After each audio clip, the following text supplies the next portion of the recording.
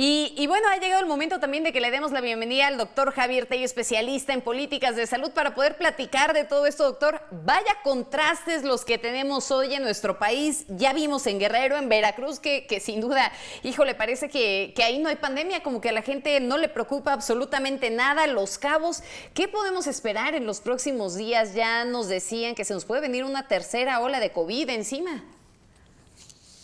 ¿Qué tal? Qué gusto saludarte. Mira, yo, como lo he venido diciendo, realmente, honestamente espero equivocarme, pero no pinta nada bien, porque estamos viendo gente que, como ya lo vimos en las imágenes de tus compañeros, está desprotegida, gente que no está aportando un cubrebocas, que las políticas no están homogéneas, en algunos casos las autoridades están pidiendo un control más estricto, en otros definitivamente no, y sabemos que aquí hay una serie de factores. Primero que nada, los factores económicos. Cuando tú vives del turismo, pues lo último que vas a querer hacer es restringirlos o estarlos, entre comillas, molestando con reglas tediosas y cosas así.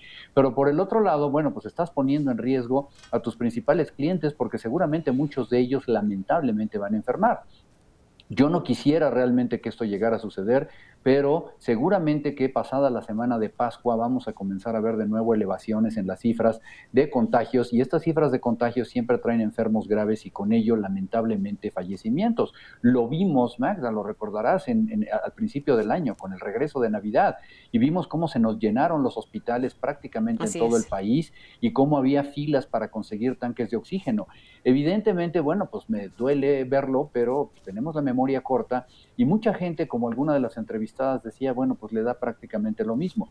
Hay cosas que son entendibles. La gente ha estado encerrada durante más de un año, la gente ya está cansada, pero si no entendemos que el virus sigue siendo el mismo, que no hay en este momento nada con qué combatirlo y que nuestras cifras de vacunación son verdaderamente incipientes, estamos en un riesgo. Y no, sí, pero me queda clarísimo que el riesgo es inminente. A ver, son impactantes, doctor, ver estas imágenes en las playas mexicanas. Todo el mundo sale como si no pasara nada, están sin cubrebocas, además hay un exceso de confianza en la gente. Y aquí el asunto es, ¿qué tan preparados estamos? Estamos entonces frente a una crónica de muerte anunciada. Ya lo decías, a ver, en diciembre los hospitales se nos llenaron y estuvimos a punto de reventarlos, ¿no? De tanta saturación que había.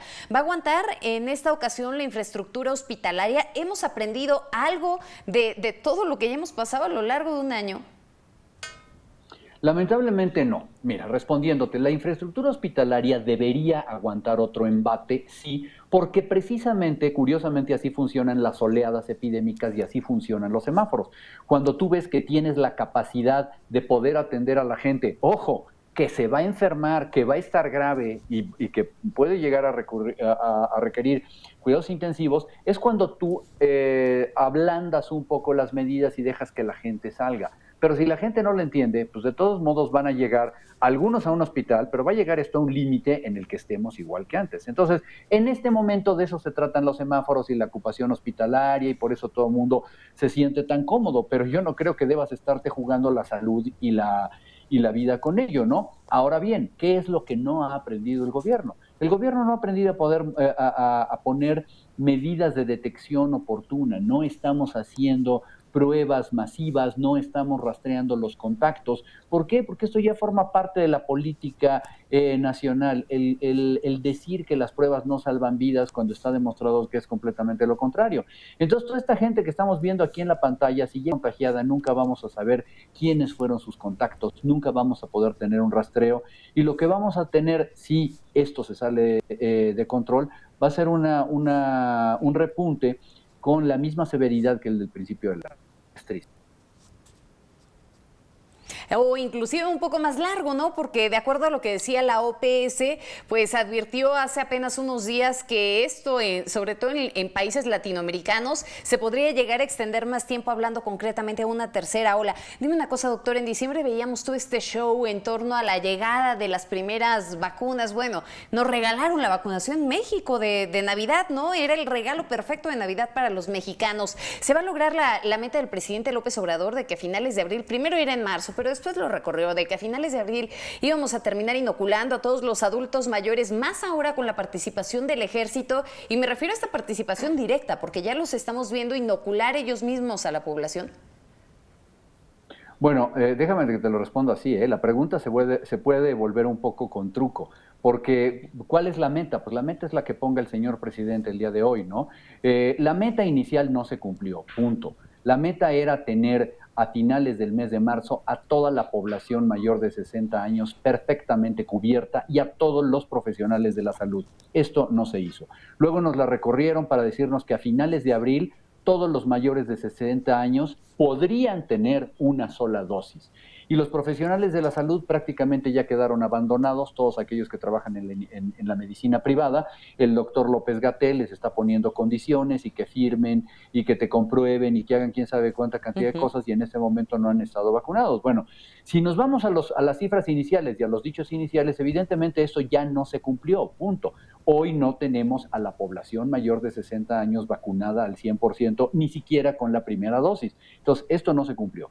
El día de hoy comienza la vacunación de manera teórica en el papel para los mayores de 50 años y ningún mayor de 50 años se va a vacunar, no lo creo, definitivamente durante el mes de abril. Entonces, las expectativas no se van a cumplir de acuerdo a la promesa inicial.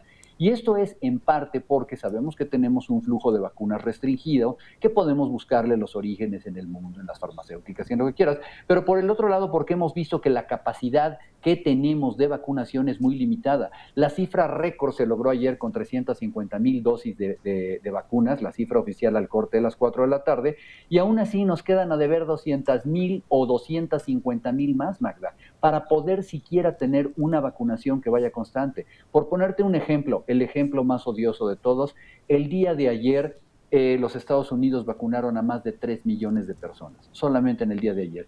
Y nosotros exactamente a la 10ª parte de eso. Es decir, si no aceleramos, si no hacemos de esto un compromiso de autoridades estatales, medicina privada, cadenas de farmacias, universidades, y el gobierno sigue haciéndose cargo y teniendo el control de esto, vamos a seguir con esta lentitud en los procesos de vacunación. Sí, bueno, lentitud, que en un principio también se decía, no hay vacunas y de pronto empezaron a llegar vacunas y ahora parece que nos estamos rezagando, pero en la aplicación de las mismas. Dime una cosa, porque hay algo que me genera muchísima incertidumbre. Tú y yo lo hemos platicado en distintas ocasiones, doctor. El que, bueno, de pronto todavía no tenemos la certeza de cada cuánto tiempo nos vamos a tener que estar aplicando esta vacuna, viendo las cosas a futuro. Y eso me lleva a una duda sumamente grande. ¿Qué es lo que va a pasar cuando de pronto nos digan, en un año te tienes que volver a vacunar, pero tú te aplicaste la vacuna de Pfizer? ¿Cómo le vamos a hacer? ¿Vamos a tener que estar rastreando la vacuna de Pfizer para podernos aplicar esa vacuna o nos van a aplicar cualquier otra? ¿Qué va a pasar en eso? Porque parece que realmente no hay un orden de cuáles son las vacunas que están aplicando por regiones.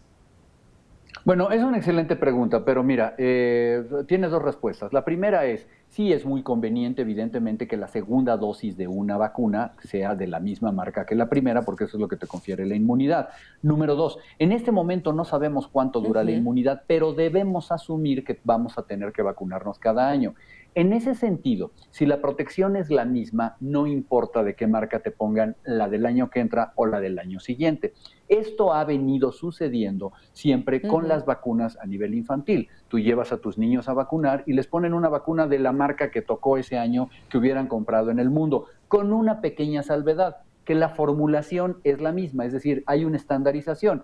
Aquí seguramente que si la protección es lo mismo, y estoy hablando en una suposición porque nadie tiene todavía esto comprobado, seguramente que si las vacunas te dan una protección y requerimos, seguramente será así el año que entra de otra, habrá la misma vacuna o la vacuna que sigue. Lo mismo si en un par de años la pandemia está relativamente controlada en el mundo como para que las vacunas se vendan de manera privada, seguramente que tu médico o tu hospital o alguien te pondrá la mejor vacuna que encuentren disponible o tú pagarás el precio que tengas que pagarla. Entonces, esto no es en este momento un problema ni parece que vaya a ser un problema. Pero sí es muy interesante la pregunta porque voy a dejar yo otro problema adicional aquí. Nadie ha hablado en este gobierno sobre el presupuesto asignado para la compra de vacunas de influenza en el año 2022. Con trabajos y estamos aquí viendo y con los números opacos, cuántas ya se han pagado, cuántas no se han pagado, cuántas estamos pagando contra entrega, qué negociaciones estamos haciendo, y no he visto yo una sola letra escrita sobre cómo vamos a prevenir y a darle continuidad al programa de inmunizaciones para COVID-19 en el año 2022. Esta enfermedad no va a desaparecer del planeta, Magda, y de alguna manera tenemos que estar prevenidos. Bueno, si realmente no se sabía de qué presupuesto iba a estar etiquetado, ¿no? De dónde iban a sacar el dinero para pagar las vacunas que ya de por sí se han adquirido hasta este momento. Nos quedan muchas preguntas, doctor, y nada más para poder concluir, ¿qué podemos esperar en los próximos días? Perdón, se me cortó. ¿Qué podemos esperar? Te decía que qué es lo que podemos esperar para los próximos días. Ya nos decías un repunte considerable de contagios, pero en este tiempo de pandemia, ¿qué es lo que ha predominado a tu parecer? Mira, yo creo que han sucedido dos cosas. Uno, que cada vez hemos visto más, y duele decirlo, porque no hay que ser a veces sobrecrítico con la población. A veces hay que ser empáticos y entender la desesperación que tienen los mexicanos y el resto del mundo. Pero si muchos de nuestros compatriotas no han entendido cuál es la urgencia, también es porque hemos tenido una mala comunicación y una mala tutela por parte del gobierno. En un inicio nos dijeron, esta es una infección respiratoria más, esto es leve, quédense en casa, no vayan a los hospitales, etcétera, etcétera. Después hemos visto lo de costumbre, que no hay una política radical para la utilización del cubrebocas, y por el contrario, pareciera que se trata de no hacerlo. El gobierno federal, por un lado, te dice que México es un país de libertades y no va a obligar a nadie a utilizar un cubrebocas. En el otro vemos a Hugo López-Gatell francamente desafiante y altanero utilizando un cubrebocas que no le cubre siquiera la nariz. Es realmente preocupante. En este sentido, lo que es normal es lo que estamos viendo, ¿no? La gente cada vez más descuidada en las calles, la gente reuniéndose. Como ya hay muchos restaurantes y bares abiertos, pues hay que ir a celebrar todos los cumpleaños que se puedan y tomarnos muchas fotos y abrazarnos. Y esto lamentablemente pues nos va a ocasionar bastantes problemas. Insisto, los semáforos epidemiológicos están basados en una gran parte de la ecuación en la disponibilidad de recursos para la salud. No significa que el virus ya dejó de existir, no significa que te estás contagiando menos. Lo que significa es que hay un lugar a donde acudir a un hospital. ¿Qué vamos a hacer cuando la curva vuelva a irse a la alza, como es la historia natural? Solamente quiero, Magda, que nos pongamos en los zapatos de Europa. En este momento, Francia ya decretó otra vez una cuarentena prolongada hasta el final del mes de abril. Alemania lo dijo, bueno, tuvo un dislate la canciller alemana tratando de imponer una cuarentena cuando no les dio las reglas en días laborables, pero de nuevo lo está considerando ya ahora sí con antelación y una planeación. ¿Por qué? Porque están viendo que estas terceras olas vienen acompañadas hoy de una mayor contagiosidad y de una mayor virulencia de las nuevas variantes. Esto está siendo muy peligroso. Cada vez son más jóvenes los pacientes que se ven infectados y que están muriendo, y esto en Europa los tiene realmente preocupados. Entonces, seguramente que este mismo ejemplo que se está viendo en Europa, donde ha habido un descuido por parte de los habitantes, donde de alguna manera se aflojaron las reglas, pues ahora se tienen que estar en la tercera, y lo que ya hablan ellos de una cuarta ola, porque aparentemente esta tercera, con estas variantes nuevas de coronavirus, pues los va a llevar realmente a una siguiente catástrofe. Lo único que podemos hacer en todo el planeta es acelerar los procesos de vacunación y seguir colaborando. Híjole, seguir colaborando y ¿sabes qué? De pronto es ahí en donde volteamos a ver si verdaderamente hubiera valido la pena el tener medidas más estrictas, ¿no? Me quedó clarísimo con estos enlaces, con este carrusel que hacíamos por las distintas entidades. En algunos lugares medidas sumamente laxas, ¿no? Bueno, pues es que eso no es asunto del municipio, es asunto del Estado, y el Estado seguramente dice que es asunto de la Federación. Y seguimos viendo esta serie de contrastes en todas las entidades de la República Mexicana que sin duda van a generar un costo muy grande, y eso es la pérdida de vidas. Muchísimas gracias, doctor. Estoy a tus órdenes, me dio mucho gusto. Cuídate.